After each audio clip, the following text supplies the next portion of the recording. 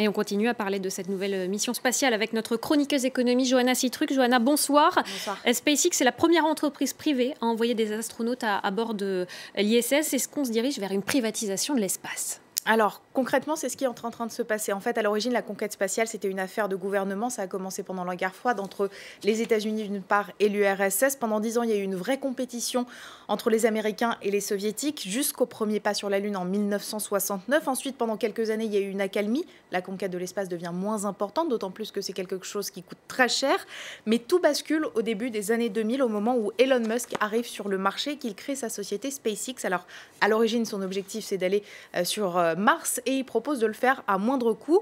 Pour ça, il veut réutiliser les lanceurs, ce qui ne se faisait pas à l'époque. D'ailleurs, il passe un petit peu pour un fou au début et ça dure comme ça quelques années, d'autant plus qu'il essuie plusieurs échecs. Ce n'est qu'en 2014 où il réussit à récupérer une partie du lanceur pour le réutiliser et c'est comme ça qu'il s'est imposé sur le marché de la conquête spatiale parce qu'à partir de ce moment-là, il devient crédible et la NASA lui confie de plus en plus de contrats.